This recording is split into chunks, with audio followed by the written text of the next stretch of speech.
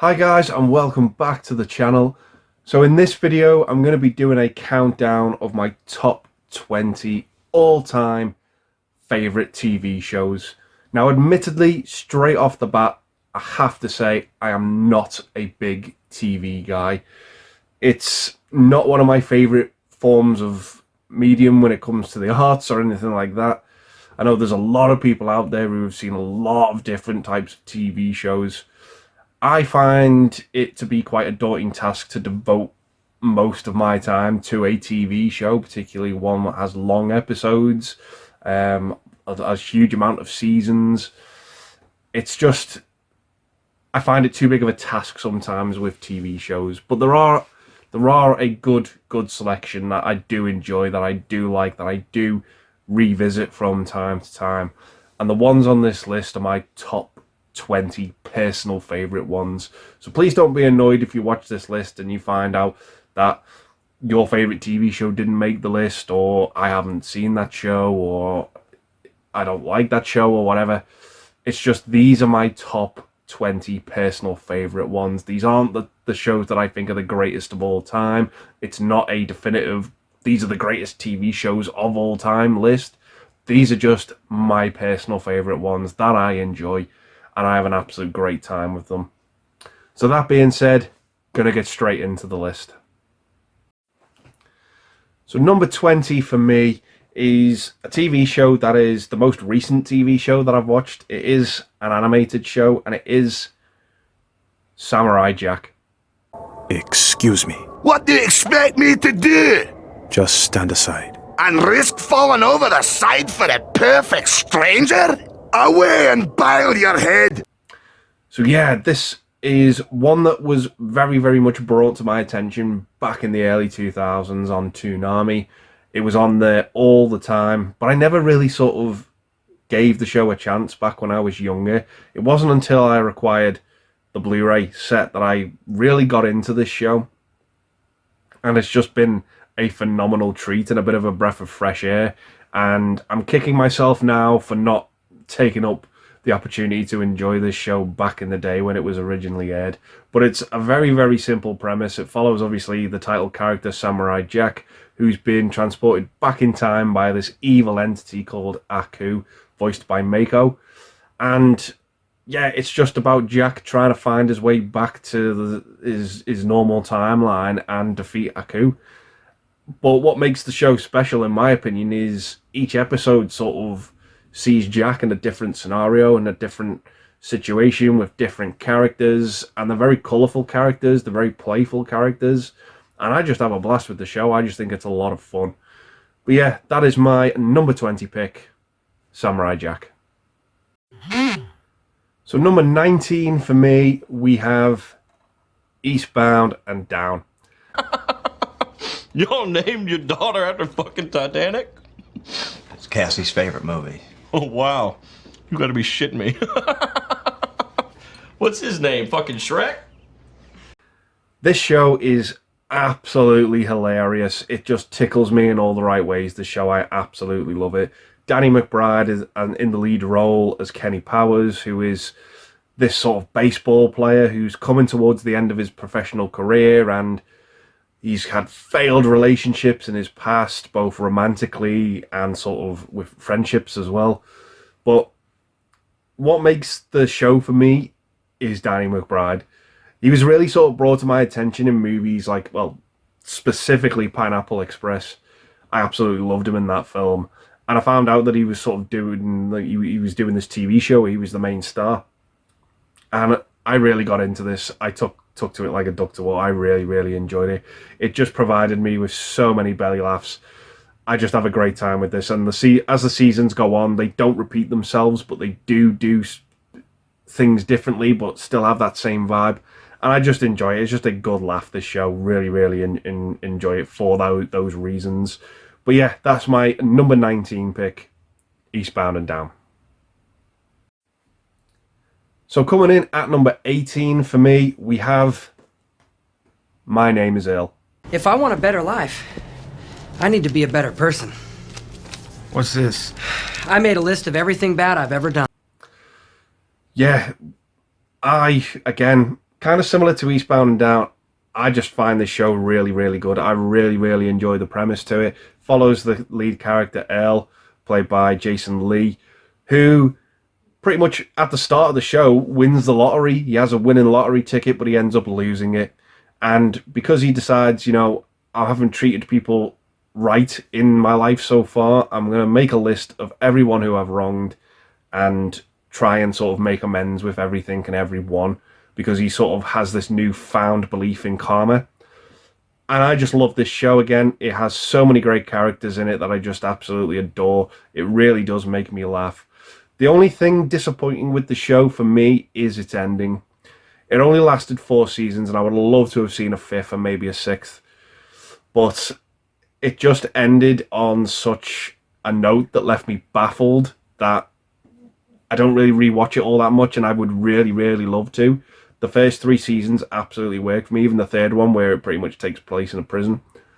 But yeah, I just have a great time with this show. It's so entertaining, and I just love it. So that is my number 18 pick. My Name is Earl.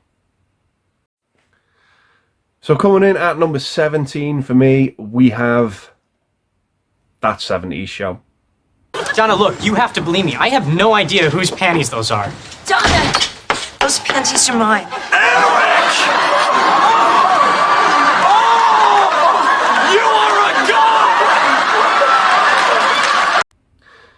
Now, I know this is a kind of a divisive show. A lot of people really seem to either love or hate this show. I absolutely adore it. Now, I adore a specific era of this show. The first 7 seasons, I think, are pretty good. Really good. Season 4 in particular was my favourite. That was when I really sort of got into the show.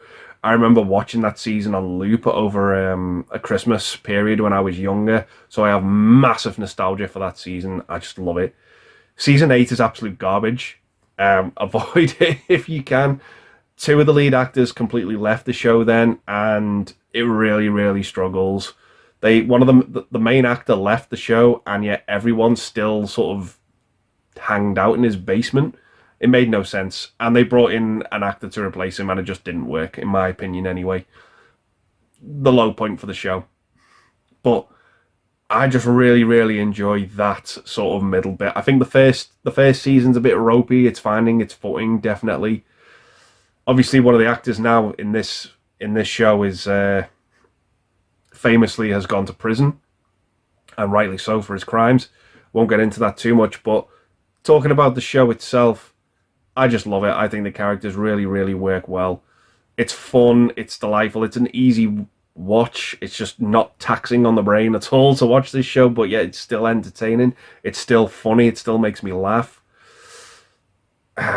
Yeah, I just absolutely adore it. It just follows pretty much Eric Foreman, played by Topher Grace, and his on and off relationship with the girl next door, Donna. His dad, Red Foreman, played by Kurtwood Smith, amazingly by Kurtwood Smith, is so funny in this show, famously playing Clarence Boddicker from RoboCop. That's what I knew him from. And see him in this doing like a comedic role was just so sort of rug under your feet pulling that it just shocked me that someone so vile from that movie played someone so funny in this show. But yeah, I just have massive, massive nostalgia for this show. But make up your mind about that 8th season. It's not good in my opinion, but the first 7, really good. So that is That 70s Show. So coming in next at number 16 for me, we have The Twilight Zone. Ah, this time enough at last.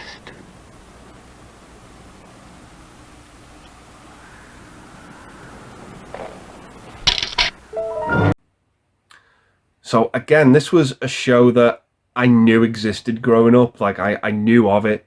I'd never actually seen an episode or sat down to watch the series in full up until about maybe 6-7 years ago.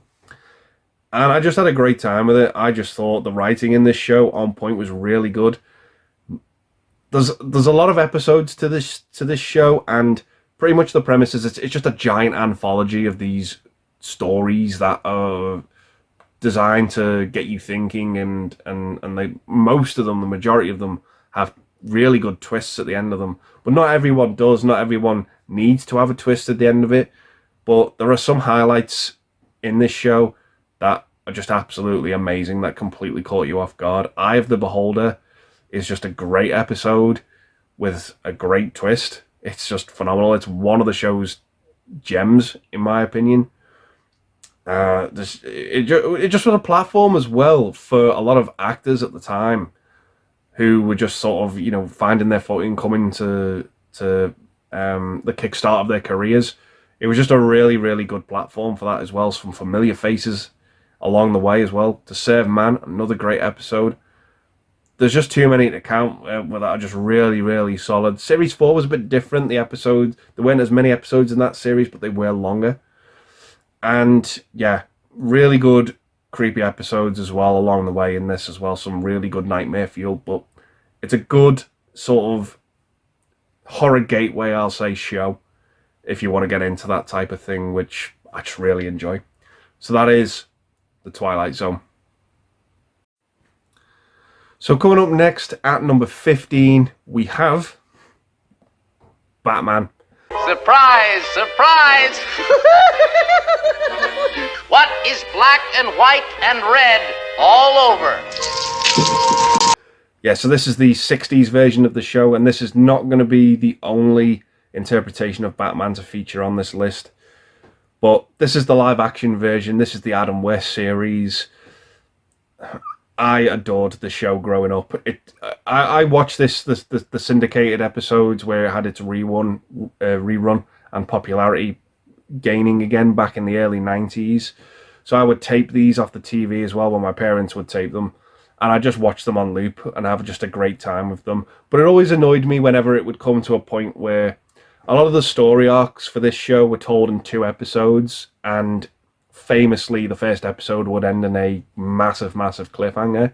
And there were just a lot of episodes that I had when I was a kid that ended on a cliffhanger, and I never caught that second episode. So to own this set now and finally have those sort of closure for those episodes is just an absolute joy, because I never thought it would happen. But again, I just love this show. It's cheesy, it's corny, it's just absolutely delightful. It's so colourful. The special guest stars that they brought in to play the villains as well were just absolutely great. Frank Gorshin as the Riddler, maybe one of the best interpretations of a Batman villain ever, in my opinion. I love him as the Riddler. I just adore him. And yeah, it's definitely a time capsule. It's definitely a product of the times. It definitely is its own thing. The movie as well is very much sort of captures the essence of the TV show as well. It's its own thing. It doesn't try and be anything else or copy anything else. It is just over the top fun. It's camp. It's delightful. It's colourful. I just love the show. I have a great time with it. So that is my next pick, Batman. So coming up next at number 14, we have Mighty Morphin Power Rangers. Sit down. Oh fuck! The building's about to fall down! I'm not finished with my ice cream yet. Now I'm finished. What can I say about this show? This was pinnacle and paramount Saturday morning viewing. This was hit my childhood like an asteroid, this show. It was delightful. It was a turn your brain off show, and looking back on it now as an adult, it's cheesy, it's corny, it's poorly acted, it's over the top, it's absurd, its logic is out the window with it, and I adore every single second of it now as an adult. It is just so entertaining. The show itself has a formula that it works to. It's a Monster of the Week show. It follows the Power Rangers. They form a giant robot and they defeat a giant monster. That's it. That's pretty much every episode of the show, bar the miniseries that happens in it, which was really, really good in my opinion. It's worth checking out. It's the Green with Evil miniseries. It was 5 episodes, and it actually saw a villain be another Power Ranger, which they had to defeat, which they really tested. You really felt the stakes there. But the rest of the show is that mindless entertainment. It's very, very much switch your brain off. It has an amazing kick-ass theme tune, which still holds up. But it's Power Rangers. But I'm specifically talking about the first season as well. There's a lot to digest. There's 60 episodes just for the first season alone. After that, the show kind of goes downhill for me. It borrowed footage from the Zeo Ranger series as well from Japan, which is a good show as well in its own right. That's a bit more structured and it works a bit better, but this was what I grew up with. This is what I have the nostalgia for. And yeah, I wouldn't change anything about it. That's Mighty Morphin Power Rangers. So coming up next at number 13 is a show from the 60s that was, again, I have massive nostalgia for this TV show. It is an absolutely amazing piece of TV history, this show, for me. It was massive here in the UK. I don't know how it did overseas. I don't know if this show was big in America. If anyone is watching from the States, let me know. Was this show a thing? Did you grow up with this show? But number 13 for me is Captain Scarlet and the Mysterons. One of you will be under our control.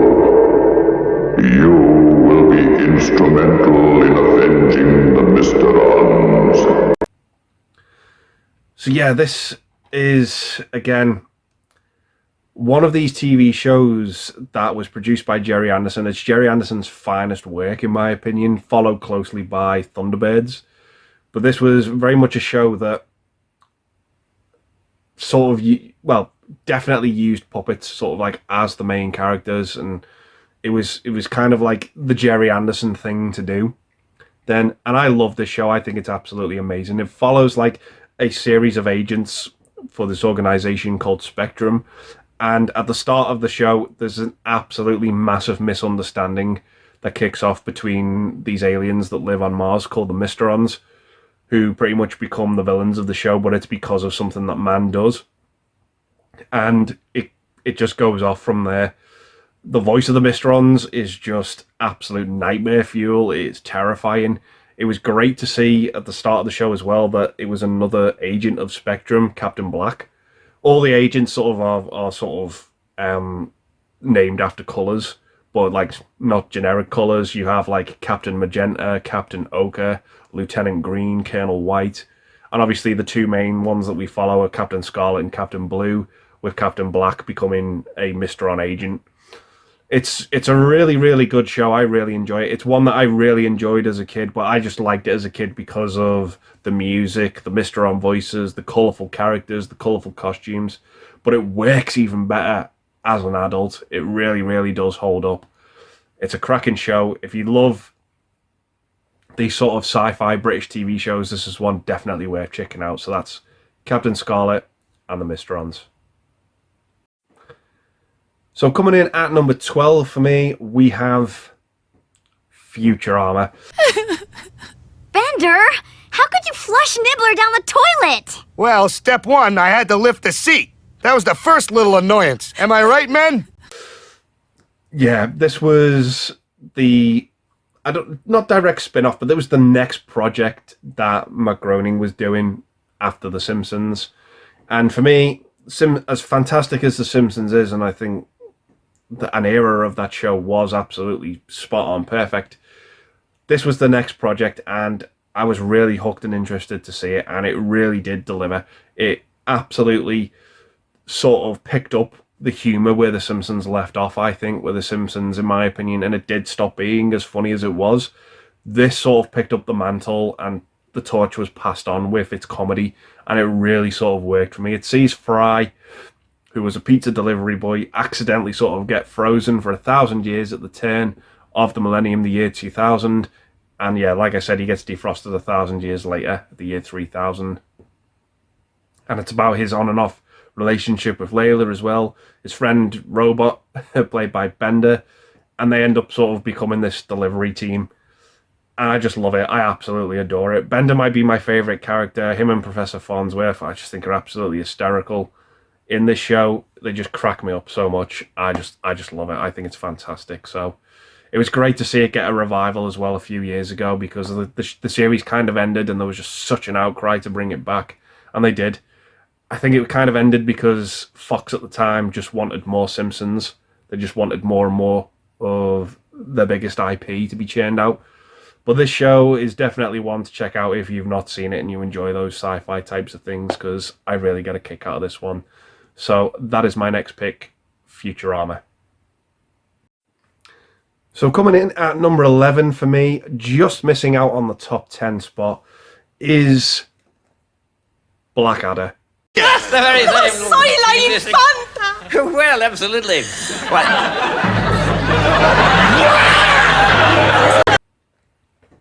So yeah, this is a fantastic historically inaccurate sitcom from the BBC, from the sort of the 80s, which I grew up watching much later. There's pretty much only 4 seasons. There's a couple of specials, but it follows the character of Blackadder and his line of his line through the years, through the many years that this series covers.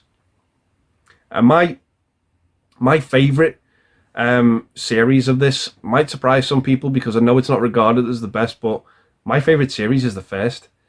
I love it where it sort of is handling that transition of Richard III to Henry VII, but it doesn't go that way. It kind of rewrites history and makes it its own. But I just love the character of Edmund Blackadder. I just adore him in that first series. He's very much this goofy oddball who's always scheming, and they kind of sort of swapped his role with Baldrick a bit later on for the subsequent series 2, 3, and 4. I just adore it. It really does crack me up. I love the supporting characters in it as well. The final episode from Blackadder Goes Forth might be one of the most beautiful endings to a television series ever. And I'm not saying that lightly.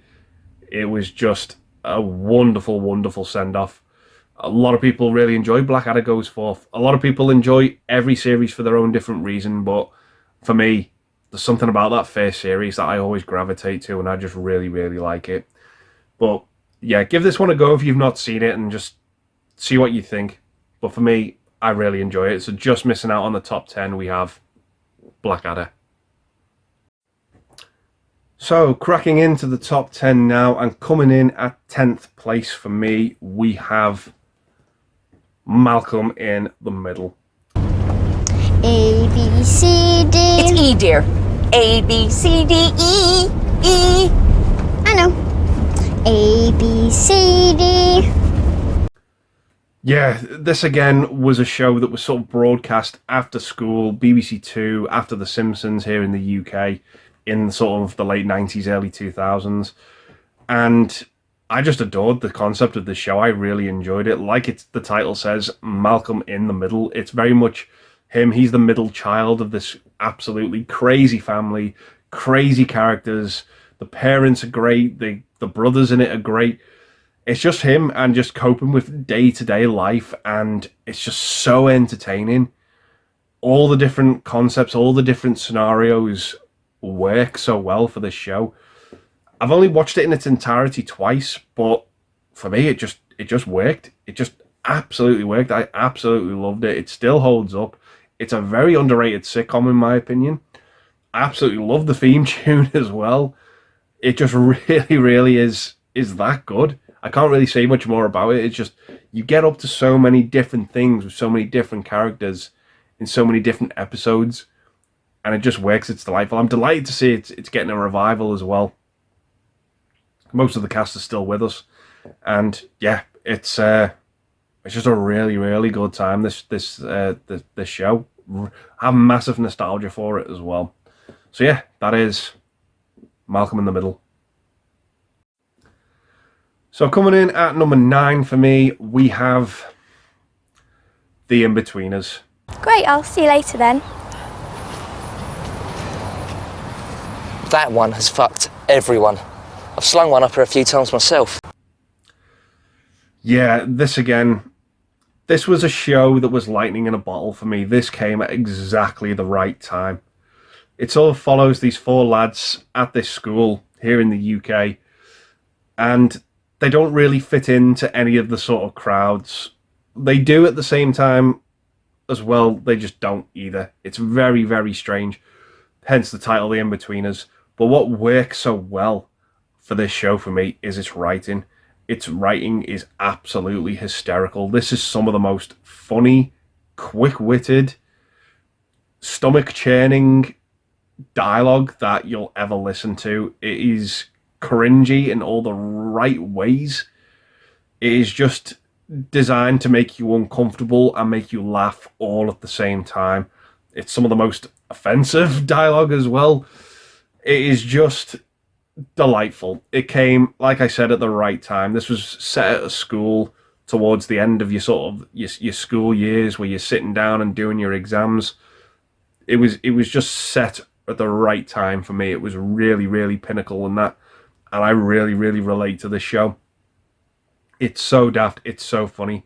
Everyone here in the UK at the time, when the third series got announced, everyone I knew was buzzing and was so excited and couldn't wait for that third series to start. It was an event here in the UK with people who love this show. It was just massive. And it didn't overstay its welcome. We had 3 seasons, we had 2 movies, and yeah, it just makes me belly laugh every time I watch it. Every time I quote this series to my friends as well, we just have an absolutely great time reminiscing over this series. So that is number 9, The In-Betweeners. So coming in at number 8, we have Shameless. No. Oi. You're not getting back in like that. Are you serious? Look at the state of him. State of you? If you were doing your job, he wouldn't have had to. You fat twat. Now, this was a show that I got into sort of halfway through its original run. I really couldn't stand it. I really couldn't get on board with it. It was making me angry. Yeah, it was that type of show. I've never seen the American version of the show. I don't really sort of intend to. But I found the British show a lot more relatable. It was just because it was a bit more grounded. It was a bit more close to home for me. Taking nothing away from the American show at all. But I just haven't seen that version of this show. But this is the one that I watched. This is the one that I really, really got into. About series 5 is when I started to really get on board with this show. And again, similar to The In-Betweeners, what I appreciate about this show is its writing. It's created by Paul Abbott, I want to say, who sort of based this on his own experiences growing up. The creation of the character Frank Gallagher is just one of the best characters I think British television has produced. It sort of follows him as the main character in the early seasons, and I think he has about like 8 or 9 children altogether. And it's just about him. He's unemployed, he's trying to make ends meet, but he's also a raging alcoholic. But he's kind of sort of intelligent as well. He's very well spoken, despite, you know, his situation. But what works so well for me about this show is its perfect blend of sometimes bleak realism and absolutely stomach-hurting comedy. It just blends the two so well. There's some really, really dark stuff that goes on in this show. Really, really sort of bleak concept moments to do with sex, drugs, death, murder. It deals with a lot of that. Really, really difficult situations. But my God, it delivers with the laughs. Holy shit, this show is just so funny when it's on its A game. The quotes I've got from this show over the years, absolutely hysterical. I've loved all of them. The belly aching laughter that this show has inflicted on me. I just love it for that. It is just top-notch comedy when it goes there. But like I said, that's what I love about this show. You can't have the good without the bad. It has those really serious, bleak moments. Really, really hard-hitting stuff. And I just love it. It finds that balance and it blends the two absolutely magnificently. The oil and water, the comedy, and the bleak realism. It just emulsifies them together and it just works fantastically. So that is my next pick, Shameless. So coming in at number 7 for me, we have Breaking Bad. My cancer is back. Good. Right, you son of a bitch. Now, what can I say about this show that hasn't been said already? I was late to the party with this show again, admittedly. I really sort of got into it. I was one of those people who jumped on the bandwagon with this show. It was through word of mouth, of course. Everybody and his dog was singing this show's praises and championing it and saying how good it was. It was game-changing television. So I was like, right, okay, well, I'll give it a go, see what it's like. I put the first episode on, I was hooked. I couldn't turn it off. For a show about crystal meth and, you know, speaking of a show about an addictive drug, the show itself was so addictive. The countless stories I've heard of people who watched the show and said they stayed up late because they just wanted to see what would happen next after each episode. It was just, I'd never seen anything like it. Never seen anything sort of infect people like that and change people's habits towards watching TV shows. But this show for me really, really did live up to the hype. I bought into it straight away. I just loved it. It follows a chemistry teacher, Walter White, who has pretty much been diagnosed with cancer. And he's, like I said, chemistry school teacher. Doesn't earn that much money for his job. So he decides, you know what? I can use these skills I've acquired over the years to make and sort of distribute crystal meth. And things go out of control. That's all I'll say. And you are hooked. You're just engrossed in this TV show. And I think what I liked about it as well is there was absolutely no status quo to this show. Characters came in, characters came out, balances were upset with no consequences whatsoever. It was just that type of show. It was. I think this and Game of Thrones really, really just sort of upset the balance in the concept of a TV show, where you have like your sitcoms where like things happen, but things come back to normal by the end of it. Episodes of these types of shows like Breaking Bad just don't, like, things happen and that's how it's going to be, that's how it's going to stay. And I just loved it. It was just great to see. But like I said at the start of this video, I'm not a huge TV person, but it was just great to see a TV show with a set of balls on it to do and take risks. And yeah, I just love this show. I think it's absolutely fantastic. There's a few episodes that I would say are a bit sort of filler. There's one in particular in series 3. I think if you've seen the show, you'll know which one I'm on about. But yeah, it doesn't have too many of those episodes. Each one really does bring something to the table and advance the story. So yeah, that is my next pick, Breaking Bad. So coming up next for me at number 6, we have Fawlty Towers. You got a Mrs. Richard staying here? For me, hands down, the greatest British comedy sitcom there's ever been. I know a lot of people would argue Only Fools and Horses, and I absolutely get that.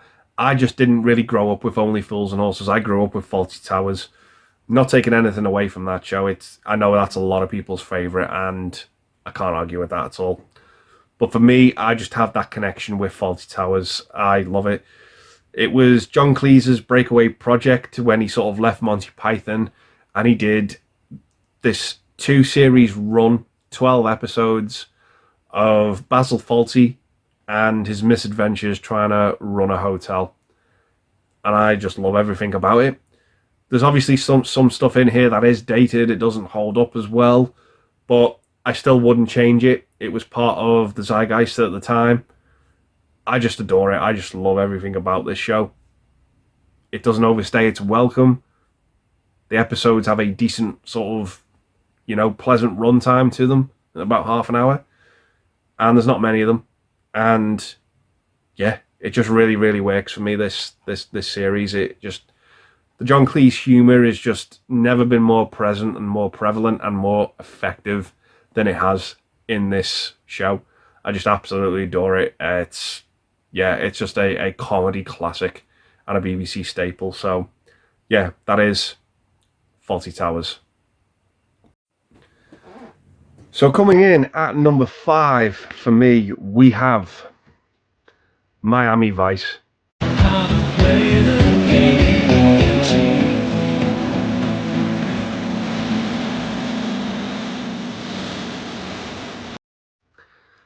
So again, similar to Samurai Jack, this is one of the TV shows that has been my most recent run watching this TV show. I only watched this for the first time last year. I watched this sort of back to back with another TV show from the 80s, The A-Team. And I had an absolute blast with that as well, but that didn't make my list.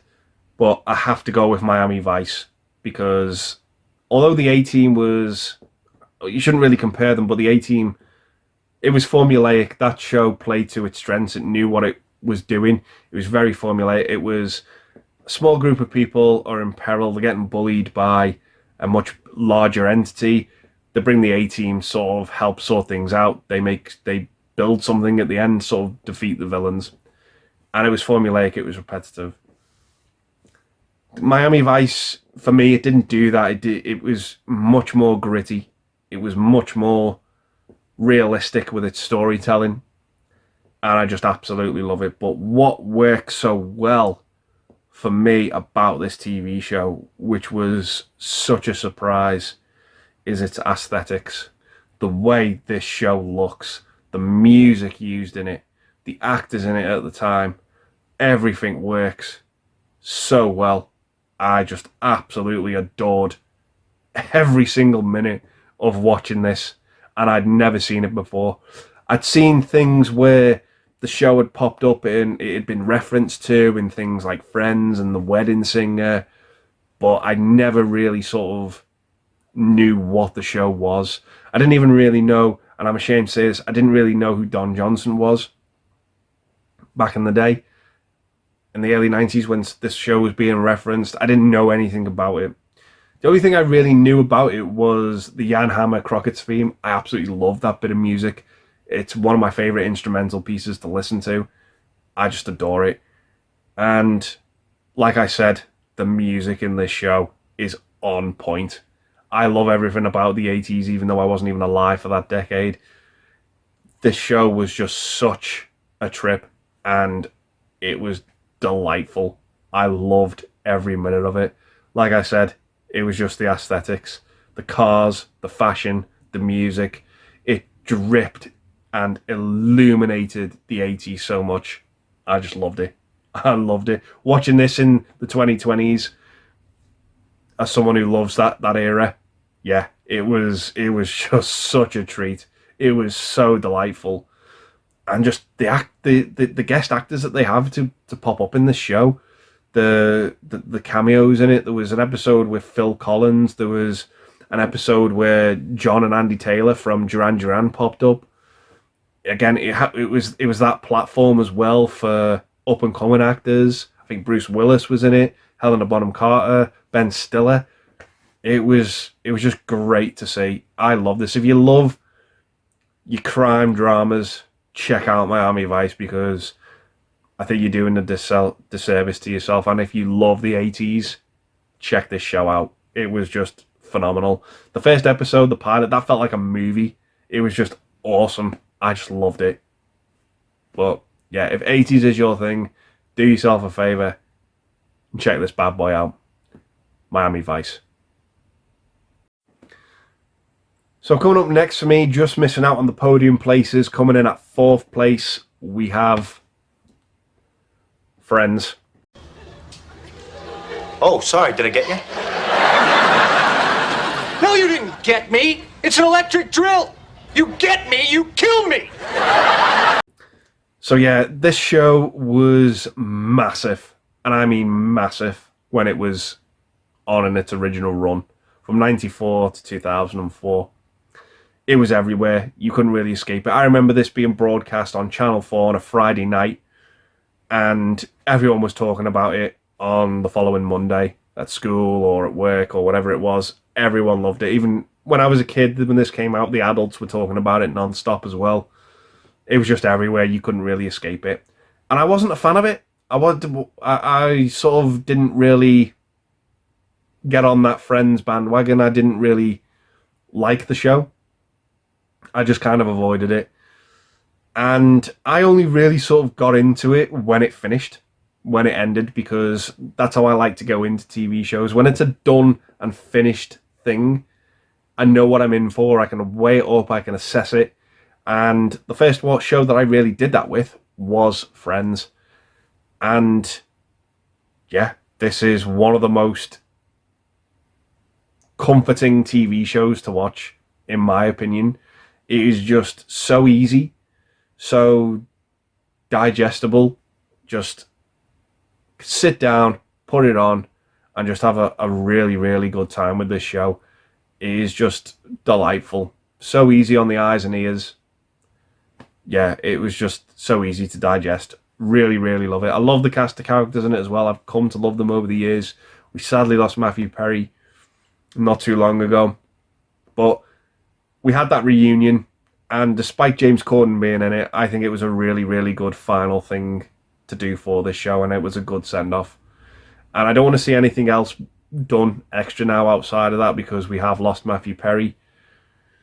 It just is its thing now, and I've got this box set to go back to over the years whenever I want to hang out with these characters again and watch them again. And I just really, really loved this show, and despite not liking it in its original run, it did grow on me, and I came to like it in its own right. So, coming in at number 4, we have Friends.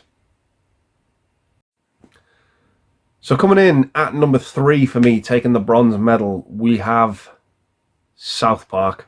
I would never kill somebody, not unless they piss me off. Oh, is that a fact? Well, let me tell you something, Porky. Your mom was over here earlier, and I humped her like a little bitch. What? That's right. Now, yeah, this was so game-changing at the time for me. This show came out when I was about 6 or 7 years old, and it was a cartoon that used bad language. I was dying to see this show when I was that age. I would have done anything, and my parents said I weren't allowed to watch it, which crippled me and it killed me on the inside. But they did cave. They did let me sort of watch the show eventually. It didn't take them long. I think it was about a year. But they taped some episodes for me off the TV and said, yep, here you go, you can check them out. And I fell in love with it. I just absolutely loved it. It was edgy, it was raunchy, it was new, it was fresh at the time. It was just the cool thing to be watching. And yeah, I loved it. I kind of fell in and out of love with it as well. Not because I didn't like it, it was just other things were going on, other things were being introduced, and I couldn't really divide my time between this and some other shows. But I've always come back to it. I've watched as much of it as I can in its entirety now. The only thing that really sort of I don't really like about the show, but I understand why it does it. The show very much nowadays sort of knows how to make fun of someone or something putting itself up to be taken down. To make, if something or someone makes themselves to be a target, this show knows exactly how to hit the bullseye.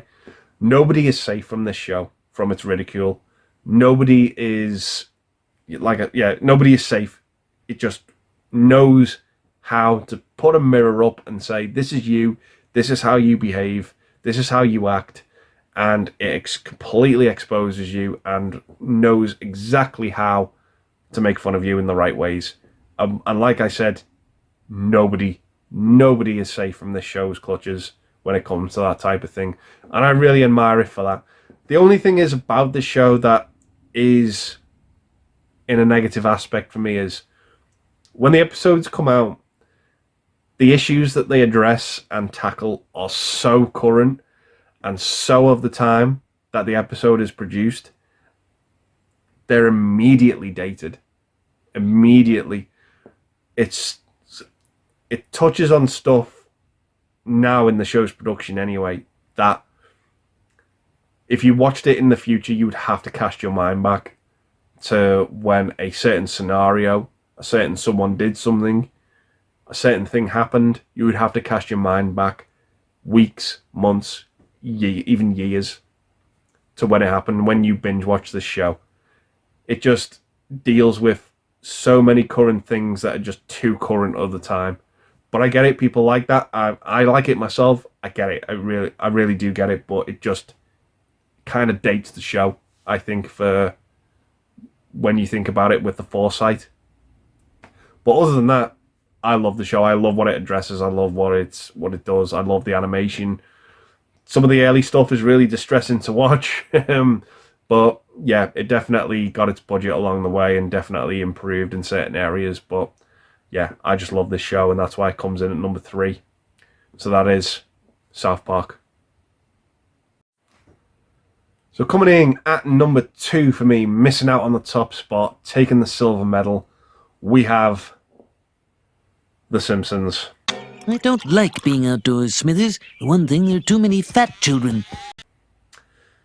So yeah, this again was kind of like South Park. It was like an edgy cartoon to watch, an animated show where maybe the characters didn't swear, but they said and did stuff that your average cartoon didn't really sort of do. And although I think that this TV show has well and truly overstayed its welcome and should have finished years ago, there's a certain era to this show.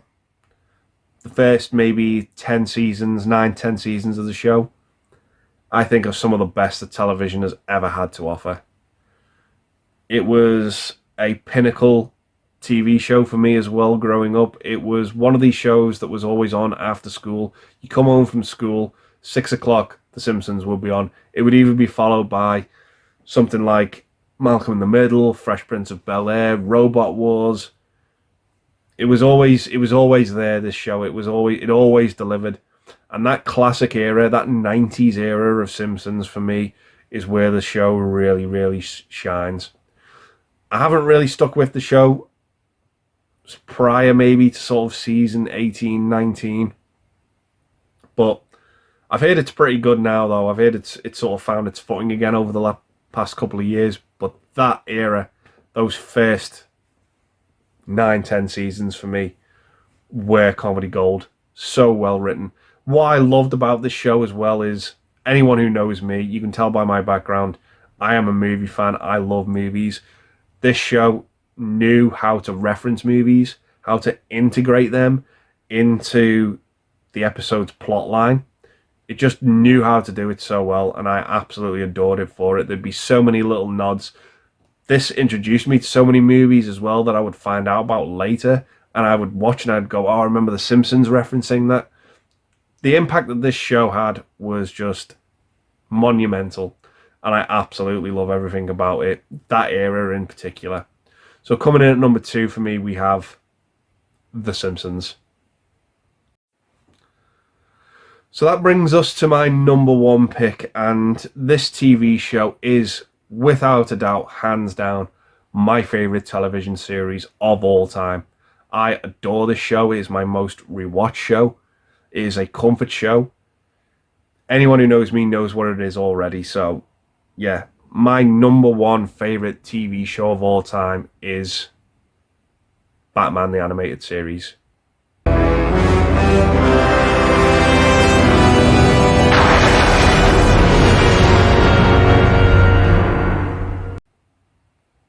I don't really know what I can say about this show, how this show has impacted my life, if I'm honest. This was a TV show, again, similar to Power Rangers. It was Paramount Saturday morning viewing. All of that stuff at the time that was being produced in the early 90s, all of those Bruce Timm animations, Pinky and the Brain, Animaniacs, Freakazoid, Batman, I loved. I was the target audience for that. But the show itself was really good as a kid. I enjoyed it so much. I loved the colourful characters. I loved the villains in it. I loved all of that. And then I kind of sort of grew apart from the show. It wasn't the cool thing to be watching anymore. And then I found a whole new love for it when I got older. In fact, I think it is even better watching this show as an adult. There were things when I was a child watching this show that went completely over my head. Missed completely. Storylines, plot points, character developments that I just did not know about at all, that I was completely oblivious to and naive to. But as an adult, the writing of this show is so strong. The characters in it are so strong. The fact that it's drawn on black paper as well makes all the colours pop. The characters in this, the villains, are as colourful as they are figuratively and literally in the show. It just works so well. This is a show I can watch whenever I'm feeling down. Whenever I'm feeling upset, down, had a bad day, this is the show to remedy that and rectify that for me. I just adore it. It has been there through hard times. It has been there through good times. I love this show. It is my favourite show of all time. And, well, even as a kid watching it, it did have moments in it that scared me as well. Frightening moments.